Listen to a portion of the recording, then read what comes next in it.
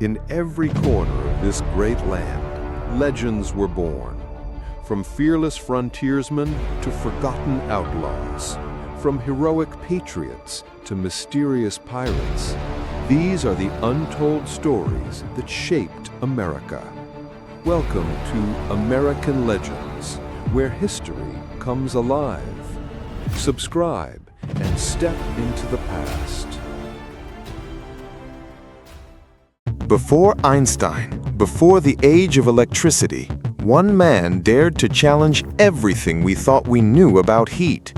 He was born in colonial America, but rose to become a European count, a military reformer, and a scientific pioneer. Accused of being a spy, praised as a genius, this is the story of Benjamin Thompson, Count Rumford, the forgotten mind who helped spark the modern world. Stay tuned, because legends aren't always made on battlefields. Sometimes they're born in cannon smoke and kitchen fires. Benjamin Thompson was born in 1753 in Woburn, Massachusetts, a small colonial town on the edge of revolution. From a young age, he showed curiosity far beyond his years. He wasn't just interested in farming or trade, like many boys in New England. He was drawn to ideas. As a teenager, he conducted experiments in his mother's kitchen and read every scientific text he could find. But Thompson's path wouldn't be a straight one. Before he became a scientist, he would become a man of politics and of war. When the American Revolution broke out in 1775, Thompson was living in New Hampshire, and his loyalties were under suspicion. Unlike many patriots, Benjamin leaned loyalist, sympathetic to the British Crown. That alone made him a target. He fled to Boston, then to London, leaving his wife and child behind. In England, however, he rose quickly. He impressed the right people and was soon appointed to high positions by the British government. He became an aide to Lord Germain, the Secretary of State for the American colonies. While his homeland was fighting for independence, Thompson was studying military tactics and rising in European ranks, an exile, but not forgotten. After the war, Thompson's path took a sharp turn. In the 1880s, he moved to the electorate of Bavaria, what is now southern Germany. There, he was appointed a military and civil reformer, and it's here that he truly began his scientific legacy. Thompson became obsessed with heat, how it moved, how it worked, how it could be measured. In an age where fire was just fire, he asked, "What is heat, really?" He famously conducted an experiment with a cannon barrel, where he showed that endless friction could produce seemingly infinite heat. This challenged the popular theory that heat was a fluid called caloric. In doing so, he laid the foundation for the science of thermodynamics, decades before the field even existed. But Rumford wasn't just a man of science. He was also a social reformer. In Munich, he worked to eliminate street begging. He reformed workhouses. He created public kitchens and designed efficient soup recipes to feed the poor. Rumford soup, as it came to be known, became a staple across Europe. His belief was simple: poverty could be addressed through science, efficiency, and education. He even invented a revolutionary Rumford stove, one of the first to direct heat properly for cooking, saving fuel and improving safety.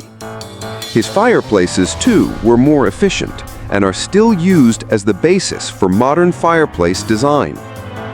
In recognition of his service and intellect, Thompson was made a count of the Holy Roman Empire by the Bavarian government. He took the name Count Rumford after the town in New Hampshire where he once lived. From exile to nobility, his journey was astonishing. One of Rumford's most famous experiments took place in a military arsenal in Munich. There, cannons were cast from solid metal and bored out to create hollow barrels. But what caught Rumford's attention was the heat. As the metal was drilled by massive machines, the cannons grew hot. But why? To test a theory, Rumford submerged a cannon in cold water and set the boring machine to work. As the drill spun endlessly, the water began to boil, without any flame. No fuel, just friction. This experiment destroyed the then popular caloric theory, the belief that heat was an invisible fluid that could be transferred. Rumford proved heat is motion, energy created by movement, not material. This was revolutionary, and though it would take decades before thermodynamics was formally defined, Rumford's cannon was the spark that lit the fire. In the 1980s, Rumford took aim at something we rarely question: the fireplace. In most European homes, fireplaces filled rooms with smoke and wasted massive amounts of heat. Chimneys were inefficient, and rooms remained cold despite roaring fires. Rumford redesigned the fireplace from the ground up.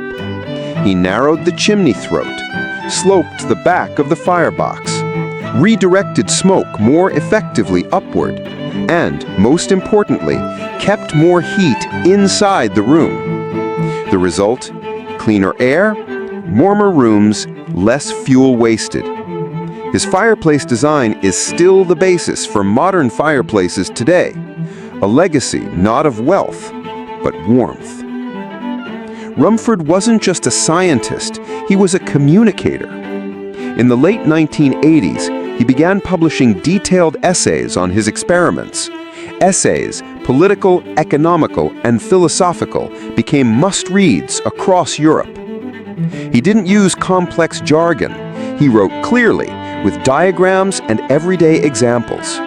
His goal was to bring science to the public, not hide it in ivory towers. In London, he gave public lectures at the Royal Institution, attracting crowds of both nobles and commoners. People watched in awe as he demonstrated heat, friction, and light with homemade experiments. Science, he believed, belonged to everyone and should serve the many, not just the few. He was elected to the Royal Society of London and later helped found the Royal Institution in 1799, a hub of public science education that still exists today. Though he spent much of his life in Europe, he never forgot America, and America, in turn, began to rediscover him. In his later years, Count Rumford settled in France. He continued his experiments on light, heat, and cooking, living as both a statesman and scientist. He died in 1814 at age 61. His body rests in Paris, but his mind lives on in every efficient kitchen, every modern fireplace, and every thermodynamics classroom.